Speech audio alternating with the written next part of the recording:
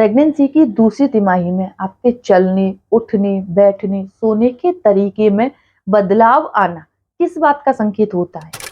नमस्कार दोस्तों, मैं खुशबू तोमर एक बार फिर से स्वागत करती हूँ आपका प्रेगनेंसी से रिलेटेड एक और नए वीडियो में, जहां पर आज का वीडियो एक बार फिर से आपके लिए बहुत ही ज्यादा स्पेशल होने वाला है और यूजफुल होने वाला है, क्योंकि आज के वीडियो में आपको आपकी प्रेगनेंसी की दूसरी तिमाही के दौरान आपके शरीर में आ रहे ऐसे 4 बदलावों के बारे में बताने वाली हूँ, जो कि बहुत ही ज्यादा खास हैं। अगर ये 4 बदलाव प्रेगनेंसी की दूसरी तिमाही के दौरान आपको भी अपने शरीर में नजर आ रहे हैं, तो इन्हें समझकर आप भी घर बैठे बिना सोनोग्राफी, अल्ट्रासाउंड या दूसरे स्कैन की मदद लिए हुए घर में लड़का या लड़की होने का काफी हद तक अनुमान लगा सकते हैं। क्योंकि वैसे तो हमारे यहाँ पर सोनोग्राफी, अल्ट्रासाउंड और दूसरे काफी सारे स्कैन किए जाते हैं, जिनसे लोग घर में लड़का या लड़की होने का अनुमान लगाते हैं। और ऐसा इसीलिए करते हैं क्योंकि कई सारे लोगों की आज भी जो सोच है ना, वो बहुत ज्यादा संकीर्ण है। लड़कों को ज्यादा बढ़ावा देते हैं, लड़कियों को कम देते हैं। लेकिन हमारी आज की जो जनरेशन है, उनके दिमाग में ऐसा कोई भी फितूर नहीं है। आज के जनरेशन जो है ना, वो लड़का या लड़की इन दोनों में किसी भी तरह का कोई भी भेदभाव नहीं करती है। हमारे लिए लड़का और लड़की दोनों ही समान हैं, दोनों को ही बराबर मौके दिए जाते हैं। लेकिन प्रेगनेंसी के दौरान लड़का या लड़की होने की जो उत्सुकता होती है ना, वो एक गर्भवती महिला को थोड़ी सी ज्यादा होती है। वो सोचती है कि अगर हमें पहले से थोड़ा सा आइडिया लग जाएगा, हम अपने आने वाले बच्चे के लिए थोड़ी सी प्री प्लानिंग कर लेंगे कि बच्चा अगर लड़की है तो उसके लिए कपड़े, उसका रूम, उसके टॉयज पहले से ही सिलेक्ट हो जाएंगे, उसके लिए क्या प्लानिंग करनी है, उसका वेलकम किस तरीके से करना है, ये सारी चीजें जो है ना, हम पहले से ही प्री प्लान करके चलते हैं। लेकिन फ्रेंड्स, प्रेगनेंसी के दौरान गर्भवती महिला का किसी भी तरीके से लिंग परीक्षण करना कानूनन अपराध है। मैं या मेरा चैनल गर्भ में पल रहे बच्चे के लिंग परीक्षण को बिल्कुल भी बढ़ावा नहीं देती है। अगर आप ऐसा करते हुए पाए जाते हैं, तो आपके साथ साथ आपके डॉक्टर और हॉस्पिटल सबको सजा हो सकती है। इसीलिए आज के वीडियो में केवल आपको आपकी प्रेगनेंसी की दूसरी तिमाही, यानी कि आपकी पहली तिमाही अभी खत्म हुई है, यानी तीसरा महीना अभी खत्म हुआ है, चौथा, पांचवा या छठवां, इन तीनों में से कोई सा महीना अगर आपका अभी लगा है, तो इस दौरान आपकी बॉडी में 4 बदलाव आएंगे आपके चलने, उठने, बैठने और सोने के तरीके में। इन 4 बदलावों को आपको ठीक से ऑब्जर्व करना है। तो चलिए अब बिना देरी किए हुए जान लेते हैं कि इन 4 चीजों में वो खास क्या बदलाव आते हैं, जिनसे आप लड़का या लड़की होने का अनुमान लगा सकते हैं। अगर वीडियो आगे पसंद आता है, तो चैनल को सब्सक्राइब करके बेल आइकन को प्रेस करना ना भूलें। तो चलिए फ्रेंड्स, बिना देरी किए हुए फटाफट से अब वीडियो को स्टार्ट कर लेते हैं। सबसे पहला सिम्टम्स जो कि दूसरी तिमाही के दौरान आपके शरीर में आने वाला है, वो है आपके चलने के तरीके में। वैसे तो चलने के तरीके के ऊपर मैंने पहले भी काफी सारे वीडियो बनाए हैं, मैंने आपको पहले भी बताया है कि आपकी चाल में किस तरह से बदलाव आता है। लेकिन आज मैं आपको कुछ अलग बात बताने वाली हूँ। देखिए, दूसरी तिमाही के दौरान यानी चौथे, पांचवें, छठवें महीने के दौरान जब भी आप चलती हैं, यानी कि आपके चलने के तरीके में थोड़ा सा बदलाव आया है, आपके आसपास के लोग हैं या आपकी मम्मी हैं, आपकी सास हैं, आपकी दीदी आपको बोलती हैं कि आप चलते टाइम पर राइट पैर सबसे पहले आगे बढ़ाती है, यानी कि आपकी जो चलने की शुरुआत है, वो दाहिने पैर से सबसे ज्यादा होती है। जब भी आप शुरुआत करती हैं, दाहिना पैर पहले उठता है, और ऐसा हर बार होता है। मैं ये नहीं कह रही हूँ कि 1 या 2 बार, ऐसा लगातार कई बार होता है। जब भी आप चलती हैं, ज्यादातर टाइम आप अपने दाहिने पैर को आगे बढ़ाती हैं, तो ऐसी कंडीशन में लड़का होने के चांसेस ज्यादा होती हैं। ऐसा इसीलिए है कि एक्सपर्ट्स के अकॉर्डिंग ऐसा माना जाता है कि आपके घर में जो लड़का होता है ना, वो गर्भवती महिला के पेट के राइट साइड में होता है, और लड़की जो होती है वो आपके लेफ्ट साइड में होती है। तो ये एक संकेत देता है, एक संकेत होता है, जिससे आप अनुमान लगा सकती हैं कि आपके घर में पल रहा शिशु लड़का है या लड़की। अगर आपके दूसरी तिमाही के दौरान चलने के तरीका, यानी आपकी जो चाल है, उसमें आपका दाहिना पैर आगे बढ़ता है, तो लड़का होने के चांसेस ज्यादा होते हैं। अगर आपका बायां पैर ज्यादातर उठता है, तो इसे लड़की होने का संकेत माना जाता है। दूसरा लक्षण जिसके बारे में हम बात करने वाले हैं, वो है आपके बैठने का तरीका। जी हाँ, प्रेगनेंसी के दौरान आपके शरीर में ऐसे कई सारे बदलाव हैं, जिनके बारे में आपने सोचा नहीं होगा। लेकिन अगर आप इन्हें ठीक से समझ लेती हैं, तो आप बिना किसी टेस्ट की मदद लिए हुए घर बैठे इन लक्षणों की मदद से ही अनुमान लगा सकती हैं कि आपके घर में आने वाला जो नन्हा मेहमान है, वो लड़का होगा या लड़की। तो देखिए अब बात करते हैं आपके बैठने के तरीके की, कि जब भी आप प्रेगनेंसी की दूसरी तिमाही के दौरान बैठती हैं, या चाहे चेयर पर बैठ रही हो, जमीन पर बैठ रही हो, बेड पर बैठ रही हो, कहीं भी बैठ रही हो, तो बैठते समय जब हम आपने देखा होगा कि जब भी हम चेयर पर बैठते हैं या जमीन पर बैठते हैं, प्रेगनेंसी के दौरान अक्सर आपने देखा होगा, खुद में भी देखा होगा, या अपने आस-पास रहने वाली गर्भवती महिलाओं को देखा होगा कि जब भी वो बैठती हैं, तो पहले बैठने से पहले वो अपना कोई भी हाथ लगाती हैं। चेयर पर बैठ रही हैं, तो पहले अपना हाथ रखेंगी, ज़मीन पर अगर बैठ रही हैं, तो पहले अपना हाथ रखेंगी, उसके बाद वो बैठती हैं।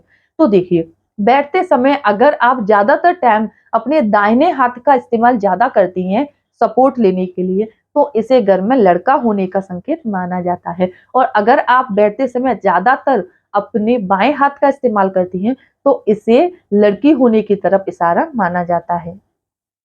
तीसरा जो लक्षण है, वो है आपके उठने के तरीके के बारे में। जी हाँ फ्रेंड्स, आपको सुनने में थोड़ा-सा अजीब लग रहा होगा कि इन चीज़ों से कैसे अनुमान लगाया जा सकता है। लेकिन देखिए, पहले की अपेक्षा प्रेगनेंसी की दूसरी तिमाही के दौरान आपके चलने, आपके बैठने, आपके उठने, आपके सोने के तरीके में काफ़ी सारा बदलाव आ जाता है। तो देखिए, दूसरी तिमाही के दौरान आपके उठने के तरीके में क्या बदलाव आता है?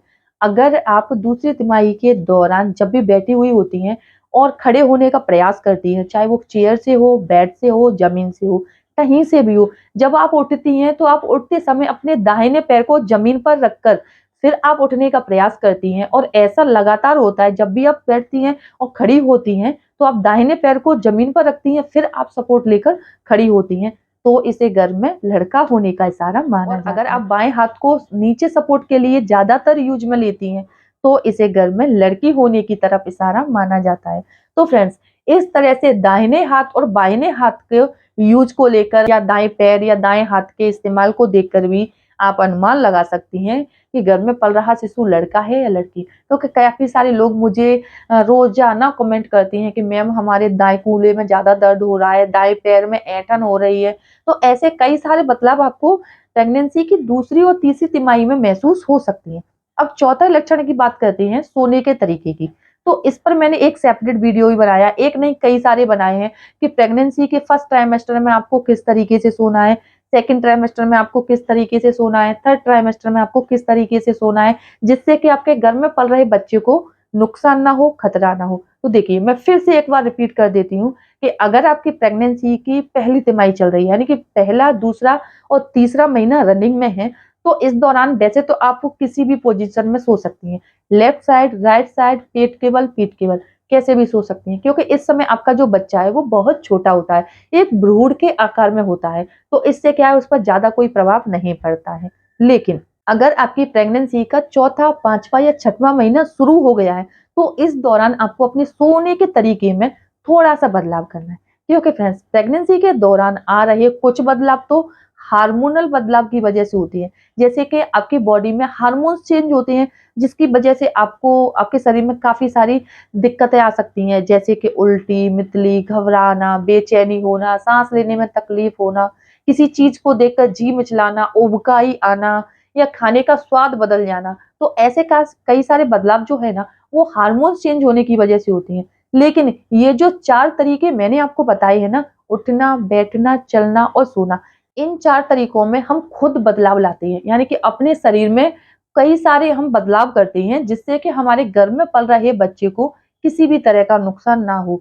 तो देखिए, प्रेगनेंसी के दूसरी तिमाही में आपको क्या करना है कि ज़्यादातर जब भी आप सोने का प्रयास करती हैं, सबसे पहले आपको लेफ्ट साइड करवट लेकर ही सोना है। आधे 1 घंटे के लिए आप लेफ्ट साइड करवट लेकर सो जाएँ। इससे क्या है कि जो भी आपने खाना खाया है, तो आपके शरीर से ऑक्सीजन, ब्लड और न्यूट्रिशंस आपके बच्चे तक अच्छी मात्रा में पहुँच जाएँगे। इसके बाद अगर आपको कंफर्टेबल फील नहीं हो रहा है, तो आप राइट साइड करवट लेकर भी सो सकती हैं और पीठ के बल भी सो सकती हैं।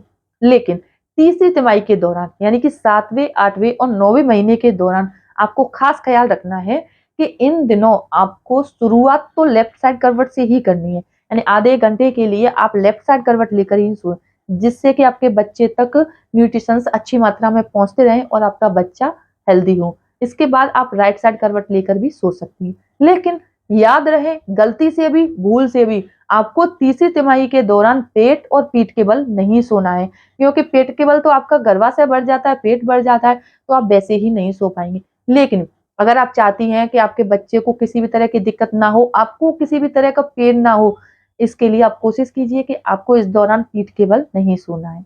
अब बात करते हैं कि सोने के तरीके से कैसे जेंडर प्रेडिक्ट कर सकते हैं। तो देखिए, अगर आपको दूसरी तिमाही के दौरान फील हो रहा है कि जब भी आप सोती हैं तो आपको लेफ्ट साइड करवट लेकर, यानी बाईं तरफ करवट लेकर, बायां हाथ जिस तरफ होता है ना, उस तरफ करवट लेकर अगर आप सोती हैं और आपको काफी अच्छी नींद आती है, आपकी नींद जो है वो पूरी हो जाती है, क्योंकि प्रेगनेंसी के दौरान आपकी नींद पूरी होना बहुत जरूरी है। अगर आपकी नींद पूरी नहीं होती है तो आपके बच्चे की जो ग्रोथ है, डेवलपमेंट है, वो रुक जाएगा और आपके बच्चे में किसी भी तरह की विकृति आ सकती है। इसीलिए फ्रेंड्स, याद रखें, प्रेगनेंसी के दौरान आप भरपूर मात्रा में नींद लीजिए। अब बात करते हैं कि सोने के तरीके से कैसे जेंडर प्रेडिक्ट किया जाता है। अगर दूसरी तिमाही के दौरान आपको बाएं हाथ की तरफ करवट लेकर सोना ज्यादा अच्छा लगता है, अच्छी नींद आती है और जब भी आप जागती हैं तो फ्रेश महसूस होता है, तो ऐसी कंडीशन में लड़का होने के चांसेस होती है। और अगर आपको दाहिने हाथ की तरफ करवट लेकर सोने में ज्यादा कंफर्टेबल फील होता है, नींद भी काफी अच्छी आती है और आप काफी फ्रेश फील होती हैं, तो इसका मतलब आपको लड़की होने वाली है। तो देखिए, अब अंतर कैसे हुआ। पहले मैंने आपको बताया दाहिने दाहिने तरफ, बाइने बाइने तरफ के दाएं हाथ की तरफ चलती हैं, दाएं हाथ का सपोर्ट लेकर उठती हैं, दाहिने हाथ के सपोर्ट लेकर आप बैठती हैं, तो ऐसी कंडीशन में लड़का होने की तरफ इशारा होता है। और अगर सोने के तरीके में आप बाईं साइड करवट लेकर सोती हैं तो लड़का होने के चांस होते हैं। तो सोने, उठने, बैठने, चलने, इन सब में काफी अंतर है, इसको आपको ठीक से समझना है। अगर किसी भी तरह का आपको डाउट हो रहा है तो आप मुझे कमेंट करके पूछ सकते हैं। उम्मीद करती हूँ वीडियो देखने के बाद आपको यूजफुल जरूर लगेगा। और अगर आपको उठने, बैठने, चलने या सोने के किसी भी चीज को लेकर किसी भी तरह का कोई डाउट है तो मुझे जरूर पूछिएगा। मुझे आप अपनी एक्सपीरियंस शेयर करती है तो काफी अच्छा लगता है। अगर वीडियो यूजफुल लगता है तो वीडियो को लाइक करें, अपने फ्रेंड्स और रिलेटिव्स में शेयर करें।